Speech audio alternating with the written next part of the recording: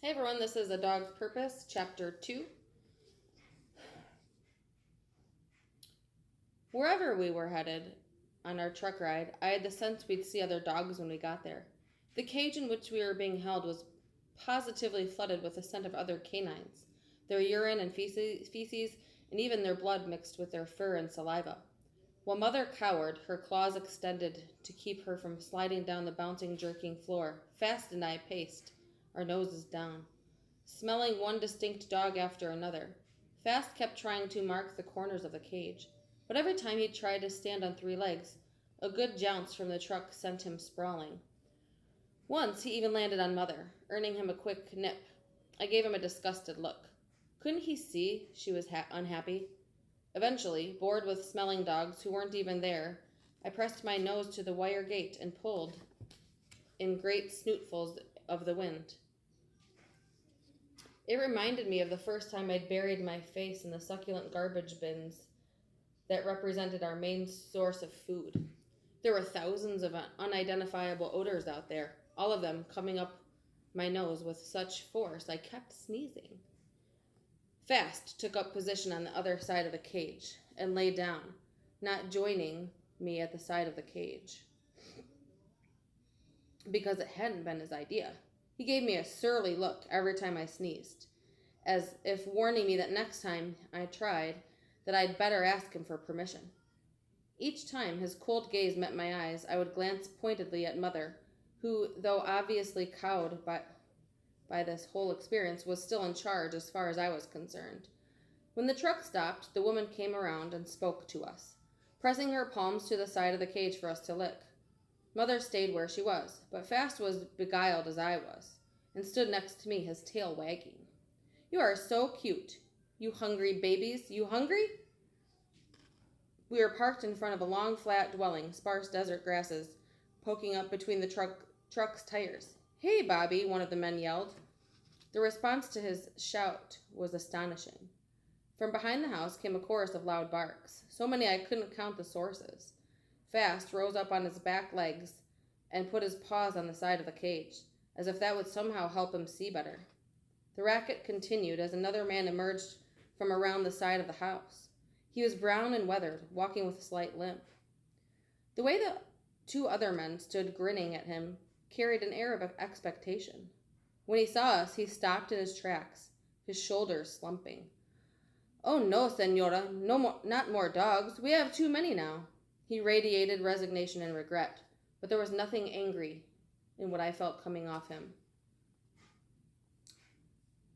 The woman turned and approached him. "We have two puppies and their mother. They are maybe 3 months old. One of them got away, and one of them died." "Oh no." "The mother was feral, poor thing. She's terrified. You know what they told you the last time. We have too many dogs, and they will not give us a license." "I don't care. But, senora, we have no room." "Now, Bobby, you know that's not true. And what can we do? Let them live as wild animals? They're dogs, Bobby. Little puppies, you see." The woman turned back to the cage, and I wagged my tail to show her that I had been paying rapt, if uncomprehending attention.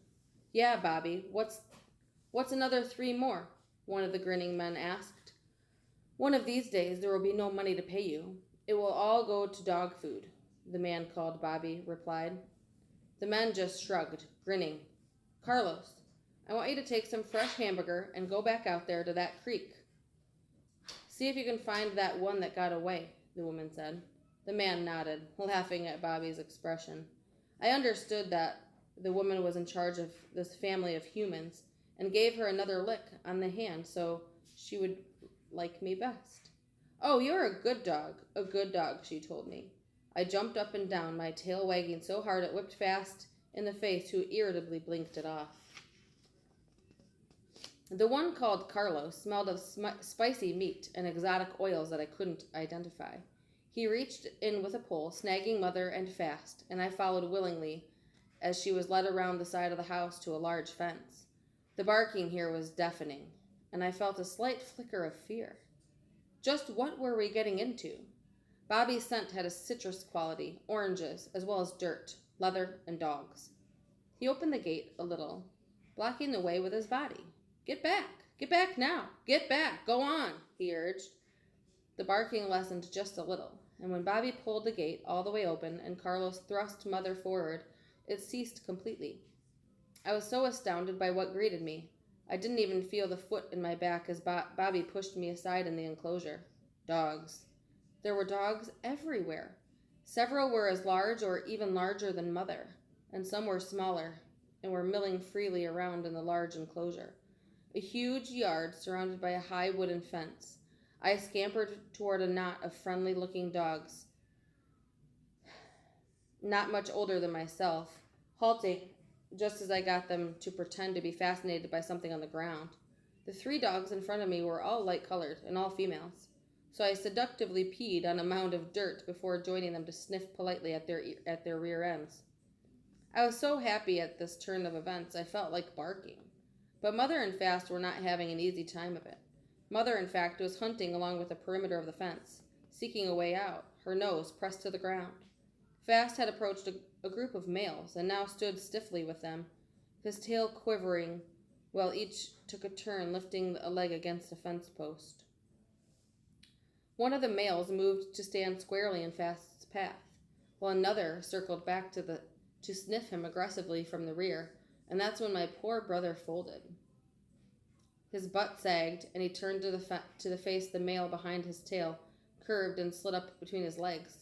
I wasn't at all surprised when, seconds later, he was on his back, squirming with a certain desperate playfulness. I guessed he was no longer the boss. While all this was happening, another male, muscular and tall, his ears hanging long on the side of his head, stood absolutely still in the center of the yard. Watching Mother run around in desperate circumnavigation, something told me that all the dogs in the yard, this was one to be careful of, and, sure enough, when he broke from his rigid stance and padded over toward the fence, the dogs surrounding Fast stopped messing around and raised their heads alertly. A dozen yards from the fence, the lone male broke into a full run, bearing down on Mom, who stopped cringing. The male braced her with his shoulders, blocking her, his tail straight as an arrow. She let herself be sniffed up and down the length of her body, still crouched against the fence. It was my impulse, and I am sure it was also Fast's, to rush to her aid, but I somehow knew this would be wrong. This was the top dog, this male, a thick-boned mastiff with a brown face and dark, rheumy eyes. Mother's submission was simply the natural order. After his careful examination, Top Dog aimed an economical stream of urine against the fence, which Mother dutifully examined, and then he trotted off, paying no more attention to her. Mother herself seemed deflated and slid off unnoticed to hide behind a pile of railroad ties. In due course, the pack of males came over to check me over as well, but I crouched low and licked them all in the face, letting them know in no uncertain terms that they'd have zero problems with me. It was my brother who was the troublemaker. All I wanted to do was play with the 3 girls and explore the yard, which was populated with balls and rubber bones and all sorts of wonderful smells and distractions. A clear trickle of water fell continuously into a trough, providing refreshment whenever we wanted it, and the man named Carlos came into the yard once a day to clean up our messes. At regular intervals, we would all break out in loud barking for no reason other than the sheer joy of it, and the feedings, twice a day. Bobby, Carlos, Senora, and the other man would wade into the pack, separating us out into groups based on age. They would pour bags of rich food into the large bowls, and we would bury our faces, eating as much as we could hold. Bobby stood by, and whenever he thought one of the dogs, usually the smallest of the girls, didn't get enough, he would pick her up and give her another handful, pushing the rest of us away. Mother ate with the adult dogs, and occasionally I'd hear a growl from over on their side, though when I looked, all I could see was wagging tails. Whatever they were eating smelled wonderful, but if one of the juveniles tried to wander over there to see what was going on, the men would step in and stop the pup. The woman, Senora, would bend and let us kiss her face, and she would run her hands through her fur and laugh and laugh. My name, she told me, was Toby. She said it to me every time she saw me. Toby, Toby, Toby. I was certain I was by far her favorite dog. How could I not be? My best friend was a fawn-colored female named Coco, who had greeted me on my first day. Coco's legs and feet were white, her nose pink, her fur coarse and wiry. She was small enough that I could keep up with her despite my short legs. Coco and I wrestled all day long, usually joined by the other girls and sometimes by Fast, who always wanted to play the game where he wound up the top dog. He had to keep his aggressive play in check, though, because when he became too rambunctious, one of the males would be dispatched to trot over and teach Fast a lesson. When this happened, I always pretended I had never seen him before in my life. I loved my world, the yard. I loved running through the mud by the water trough, my paws making a dirty splatter that flecked my fur. I loved when we'd all start barking, though I seldom understood why we were doing so. I loved chasing Coco and sleeping in a pile of dogs and smelling other dogs' poops. Many days I would drop dead in my tracks, exhausted from play, deliriously happy. The other dogs played too. Even Top Dog could be seen tearing up the yard, a ragged piece of blanket in his mouth, while the other dogs pursued and pretended not to be able to quite catch up with him. Mother never did, though. She had dug herself a hollow behind the railroad ties and spent most of her time just lying there. When I went to see how she was doing, she growled at me as if she didn't know who I was. One evening after dinner, when the dogs were drowsy and sprawled out in the yard, I saw Mother stealthily emerge from her hiding place and creep toward the gate. I was gnawing on a rubber bone, addressing a constant ache in my mouth for something to chew, but I stopped and regarded her curiously as she sat in front of the gate. Was someone coming? I cocked my head, thinking if we were having a visitor, the other dogs would have started barking by now.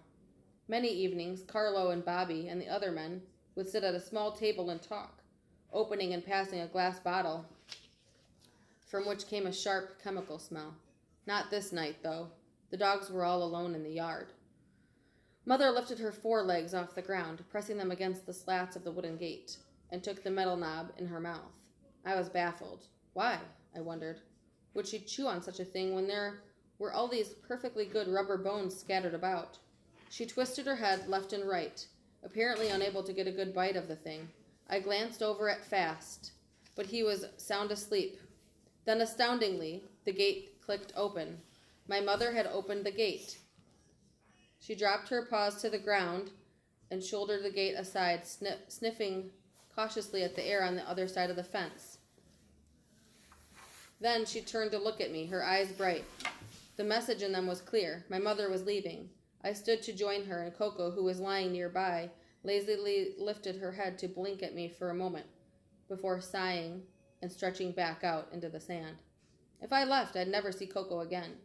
I was torn between loyalty to Mother, who had fed me and taught me and taken care of me, and to the pack, which included my worthless brother, Fast. Mother didn't wait for my decision. She slunk off silently into the gloom of the approaching night. If I wanted to catch up to her, I would have to hurry. I scampered out the open gate, pursuing her into the unpredictable world on the other side of the fence. Fast never saw us go. See you next time.